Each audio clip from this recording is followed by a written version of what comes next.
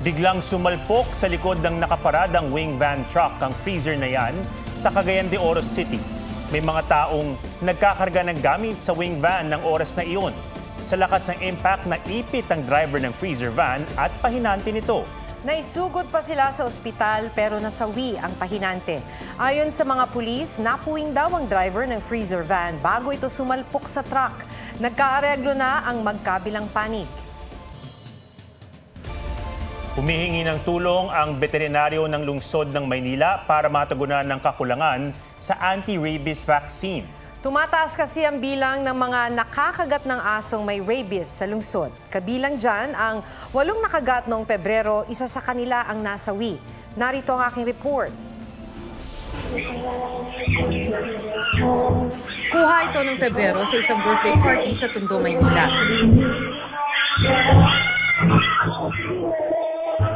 Sa gitna ng kasiyahan, may asong umatake kaya bahagyang nagkagulo. May nakagat din ang aso sa ibang lugar. Sa kabuuan, 8 tao ang nakagat nito, kabilang dyan si Jamaica, 13 anyos. Pero hindi gaya ng ibang nakagat, ang dalagita hindi na bakunahan kontra rabies dahil hindi niya ito sinabi sa kanyang mga magulang. Matapos ang 2 buwan, lumabas ang mga sintomas ng rabies kay Jamaica gaya ng hirap sa pag-inom ng tubig. Nang isugod siya sa ospital, nasawi na siya matapos ang 12 oras. Hindi ko tanggap. Hirap kasi yung alam mo hindi mo ina-expect na mawawala siya sa amin biglaan. Payo ni infectious disease specialist na si Dr. Eric Tayag, kapag nakagat ng asong may rabies, basta nakagat ka ay pumunta ka na at magkonsulta. At bago ka umalis ng bahay, linisin mo na ng tubig at sabon. Agad na magpunta ng ospital para mabigyan ng anti-rabies vaccine. Ang kaso sa Manila City Hall, kulang daw ang kanilang mga bakuna para sa mga aso at pusa. Resulta raw yan ng Mandanas ruling, kung saan pinasasagot sa lokal na pamahalaan ang pagpondo sa maraming serbisyo, kabilang ang pagbabakuna sa mga hayop. Noong hindi pa binababa yung Mandanas, nakakakuha kami ng counterpart sa Bureau of Animal Industry. Mapili na po kami sa City Hall, pati nga sa city budget namin. Kaya binigyan kami ng supplemental budget nga na 800 vials. Noong 2021, mahigit 70,000 asong nabakunahan sa Maynila sa loob ng isang taon. Naging 30,000 na lang ito noong 2022. Taong 2023, mula 0 cases, nagtala na ng 6 na kaso ng nangagat na asong may rabies ang lungsod.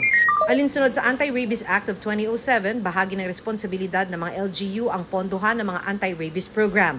Kailangan ding tiyakin ng LGU na lahat ng mga aso ay rehistrado at bakunado. Pero sabi ng animal rights group na PAWS, pati pet owner, may responsibilidad din. 18 sasakyan na nakaparada sa outdoor pay parking ng NAIA Terminal 3 ang natupo. Mabilis naman itong naapula pagkarating ng mga bumbero na naipit pa sa traffic. Walang nasaktan sa insidente.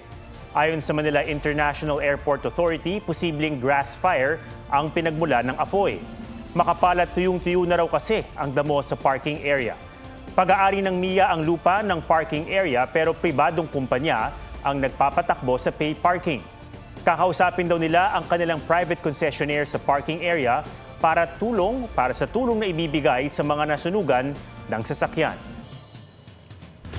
Dahil sa mainit na panahon, suspendido ang face-to-face classes sa lahat ng antas ng pampubliko at pribadong paaralan sa ilang lugar bukas. Sa anunsyo ng Pasay City LGU, hanggang Miyerkules, April 24, suspendido ang face-to-face na klase. Sa forecast ng Pag-asa, inaasahang papalo ng 42 degrees Celsius ang damang init sa NAIA Pasay City. Wala rin munang face-to-face classes sa Gataran, Cagayan. Magpapatupad muna ng mga alternative modes gaya ng modular at online learning. Nagsalita na si Vice President Sara Duterte tungkol sa paglalabas ng sama ng loob sa kanya ni First Lady Liza Araneta Marcos. Karapatan ni unang ginang Liza Marcos na makaramdam ng sama ng loob at galit. Subalit, ang kanyang personal na damdamin ay walang kinalaman sa aking mandato bilang isang opisyal ng pamahalaan. Upang makausad tayo, iiwan na natin sa isang pribadong pag-uusap sa pagitan lamang namin ni Pangulong Bongbong Marcos Jr. ang mga susunod na hakbang. Matatandaang inihayag ng unang ginang ang kanyang disgusto sa pagtawa ng bise noong tawagin ni dating Pangulong Rodrigo Duterte na bangag si Pangulong Marcos. Sa gitna ng iringan sa pagitan ng First Lady at ng bise, muling nanawagan ng ACT Teachers Party List na magbitaw o magbitiw ang bise bilang Education Secretary at miyembro ng gabinete.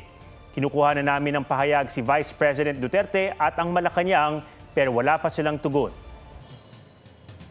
Nadagdagan pa ang listahan ng mga atletang kakatawan sa Pilipinas sa 2024 Paris Olympics. Kabilang dyan ang pinakaunang Filipina Olympian rower. May report si Joseph Morong.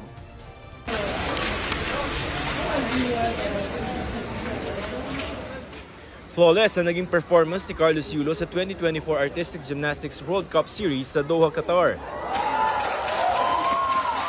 Sa total score na 15.200 points, nakuha niya ang gold medal sa men's parallel bars. Bago nito, naka-silver na naguri ang Golden Boy ng Philippine Gymnastics sa men's vault ng parehong kompetisyon. Yung mga past mistakes ko, ginamit ko yun na maging fuel. Inanalyze namin na everyday kung ano yung much better na gawin and kung ano yung papasok sa finals. Siyempre, hindi din po naging madali yung proseso and yung pagtitraining ko po. Pero masaya po ako. Kasama ni Yulo na lumaban sa Doha ang Philippine gymnast na si Levi Rui Vivar. Ang kanyang silver medal sa uneven bars parallels ang nagsilbi niyang ticket sa Paris Olympics. Siya na ang ikalawang babaeng gymnast na kakatawan sa bansa kasunod ni Aliyah Finnegan. Dahil naman sa kanyang 4th place finish sa 2024 Asia Oceania Qualification Tournament sa South Korea, lalaban din sa Paris Olympics ang rower na si Giovanni Delgaco. Gumawa si Giovanni ng kasaysayan bilang unang Filipina rowing Olympian. Ayon sa Philippine Olympic Committee, 15 na ang Pinoy athletes na pasok sa Paris Olympics kasama ang 3 qualified due to universality. Joseph Morong, nagbabalita para sa GMA Integrated News.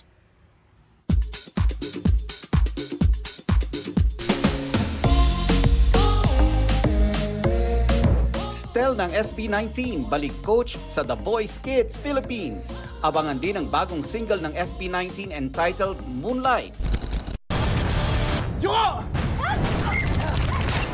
We need immediate medical attention. Black Rider star Ruru Madrid may ultimate crossover din sa abot kamay na pangarap. Ang pagsasani puwersa ng karakter ni na Jillian Ward bilang si Doc Annalyn. Abangan this week. Spice Girls reunited sa 50th birthday celebration ni Victoria Beckham.